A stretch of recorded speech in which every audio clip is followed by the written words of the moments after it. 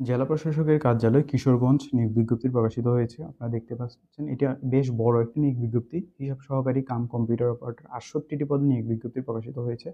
যে কোনো স্বীকৃত বোর্ড হতে বাণিজ্য বিভাগ অন্যান্য দ্বিতীয় বিভাগে অথবা সমমানের জিপিএ উচ্চ মাধ্যমিক সার্টিফিকেট পরীক্ষায় উত্তীর্ণ হলে এসএসসি পরীক্ষায় উত্তীর্ণ হলেই আপনারা এখানে আবেদন করতে পারবেন। কম্পিউটার ব্যবহারে দক্ষতা থাকতে হবে এবং কম্পিউটার টাইপিং ও প্রতি মিনিটে সর্বনিম্ন গতি বাংলা ২০ ও শব্দ ও ইংরেজি ২০ শব্দ থাকতে হবে।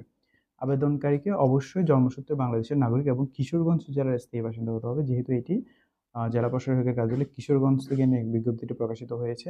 এবং এই আবেদনটি করার জন্য আপনাদেরকে অবশ্যই এটি এখানে যেভাবে আ দেওয়া আছে শর্তাবলী সেভাবেই আপনাদেরকে আবেদনটি করতে হবে। আবেদনটি করার জন্য ওয়েবসাইট থেকে অর্থাৎ এখানে দেওয়া সরকার কর্তৃক নির্ধারিত চাকরির আবেদন ফর্মে জেলা প্রশাসক ও কিশোরগঞ্জকে সম্বোধন করে আগামী ২ আগস্ট ২০২৬ খ্রিস্টাব্দ হতে ৩ সেপ্টেম্বর ২০২৬ এর মধ্যে আপনাদেরকে আবেদনটি ডাকযোগে জেলা প্রশাসকের কার্যালয়ে করতে হবে।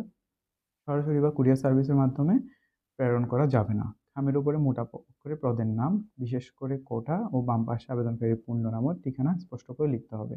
নির্ধারিত আবেদন ফর্ম আ এবং প্রবেশপত্র জেলা প্রশাসক কার্যালয় কিশোরগঞ্জ ওয়েবসাইটের ভিডিও হতে সংগ্রহ করা যাবে।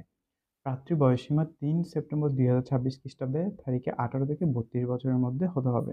শিক্ষাগত যোগ্যতার সনদ ও জাতীয় পরিচয়পত্রের ভিত্তিতে বয়স নির্ধারণ করা হবে। আপনারা যারা আবেদন করতে যাচ্ছেন আপনাদের সকল ধরনের সার্টিফিকেট এখানে ১ম শ্রেণীর গেজেটেড কর্মকর্তা কর্তৃক সত্যায়িত সদ্য তোলা ৩ কপি পাসপোর্ট সাইজের রঙিন ছবি আবেদন ফর্মে নির্ধারিত জায়গায় সংযুক্ত করতে হবে। শিক্ষাগত যোগ্যতা, অভিজ্ঞতা সনদের ছায়ালিপি ১ম শ্রেণীর গেজেটেড কর্মকর্তা কর্তৃক সত্যায়িত ১ম শ্রেণীর গেজেটেড কর্মকর্তা কর্তৃক চারিত্রিক সনদপত্র, জাতীয় পরিচয়পত্র, মুক্তিযুদ্ধ কোটায় আবেদনকারীর ক্ষেত্রে হলে সার্টিফিকেট এবং আবেদনকারীর বীর মুক্তিযোদ্ধা বা শহীদ বীর মুক্তিযুদ্ধ, বীরাঙ্গনা সন্তান হলে আবেদনের সঙ্গে সম্পর্ক উল্লেখপূর্বক ১ম শ্রেণীর গেজেটেড কর্মকর্তা থেকে এটি সার্টিফিকেটটি প্রত্যয়নপত্র দাখিল করতে হবে।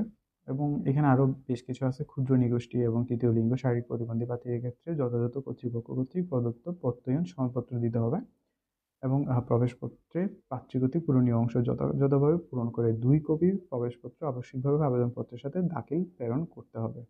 আপনারা দেখতে পাচ্ছেন এখানে যে শর্তাবলীগুলো আছে আপনাদেরকে নির্দিষ্ট সময়ের আগেই এই আবেদনপত্রটি ডাকযোগে প্রেরণ করতে হবে এবং এটি সরাসরি বা কুরিয়ার সার্ভিসের মাধ্যমে প্রেরণ করা যাবে না।